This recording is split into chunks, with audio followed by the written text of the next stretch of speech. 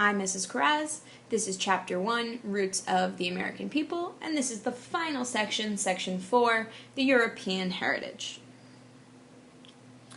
Okay, so it's important for us to look at the religious practices that were happening in Europe at this time.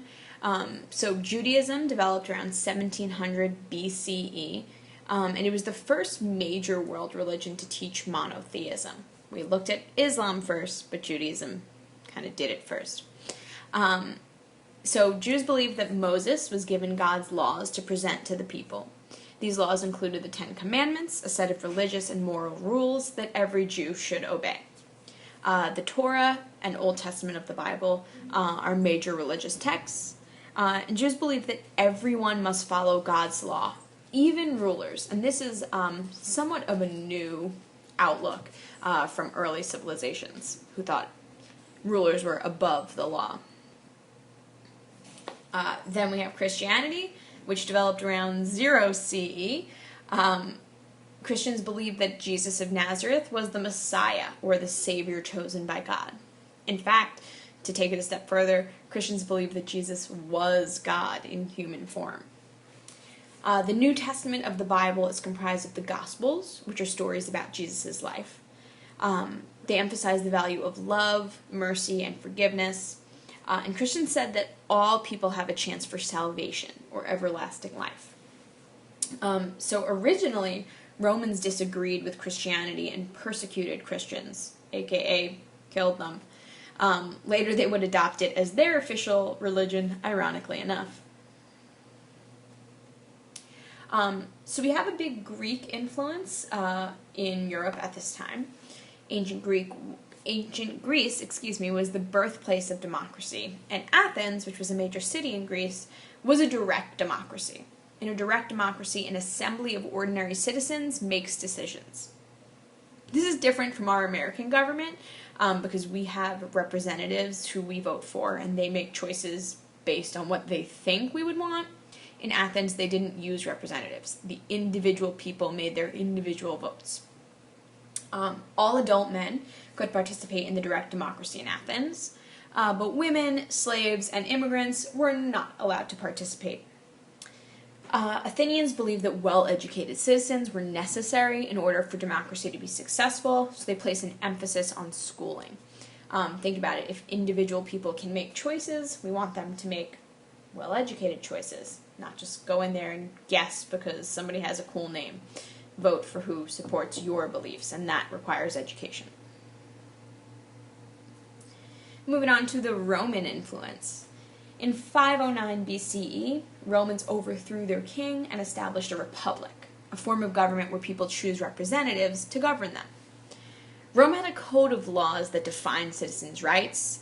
Some of these rights can still be seen in our own system of justice. Everyone was equal under the law in Rome, and people were innocent until proven guilty.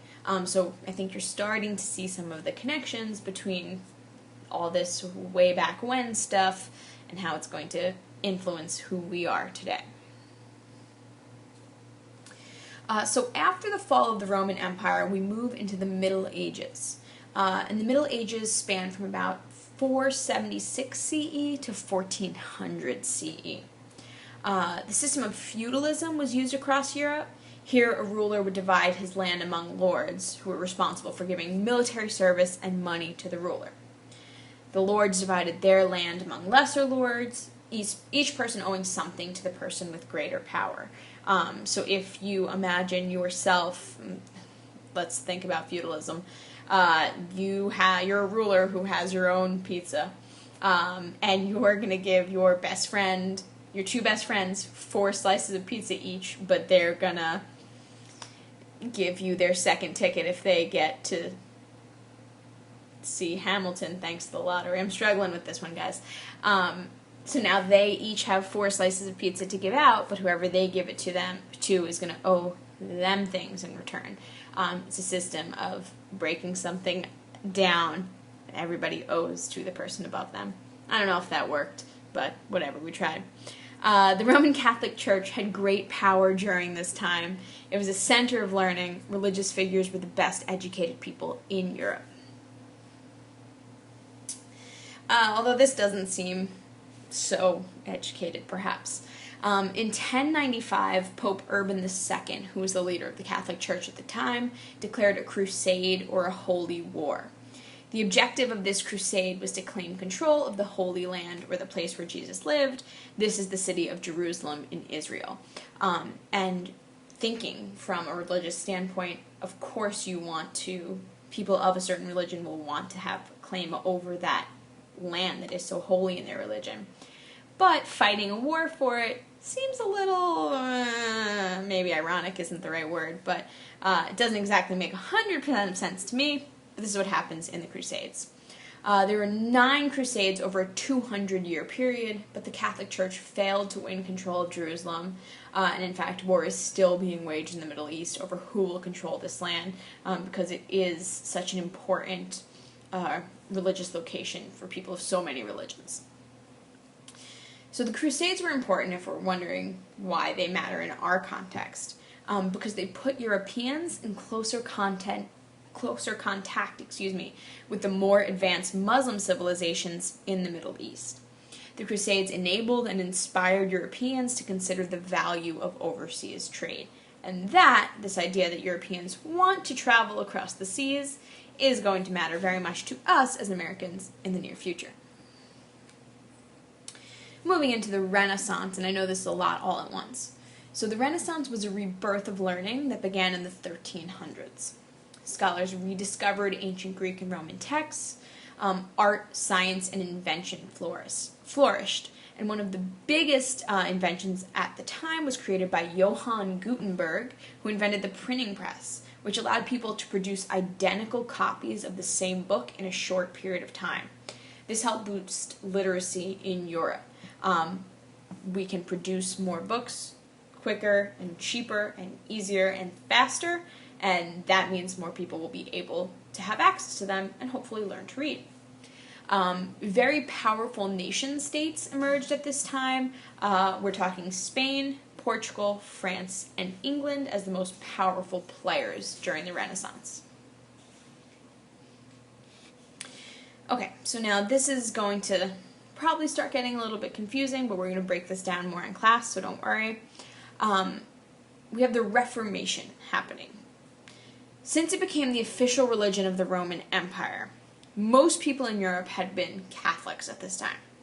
But not everyone is happy with Catholicism as a religion.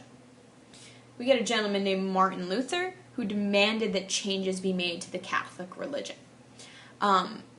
The people who followed Luther and supported his ideas were called Protestants because they were protesting certain practices of the Catholic Church. It's not that they were still Christians, they still believed that Jesus was the Messiah, right? But there were certain ways of doing things in the Catholic Church that the Protestants didn't agree with. So eventually, the Protestant Church emerged as its own religion. They were going to practice Christianity their own way. And Catholics and Protestants regularly conflicted in Europe, which, ... will lead to things for us as Americans. Last but not least, the Age of Exploration. So the Renaissance, the emergence of nation-states, and expansion of trade set the stage for an era of exploration. Prince Henry the Navigator of Portugal wanted to explore new lands in order to expand Portuguese power and help spread Christianity. Religion is going to fuel a lot of the movement that occurs in the next few chapters that we see. Henry set up a center for exploration in Sagres, Portugal. Mathematicians, geographers, and sea captains helped his explorers learn about navigation and map making. By 1498, Portuguese sailor Vasco da Gama passed the southern tip of Africa and continued north and east to India. This became an important trade route that helped boost Portuguese power. So we're seeing that the air of exploration is surrounding us at this time period. We don't have people arriving in North America yet. We'll see you in Chapter 2.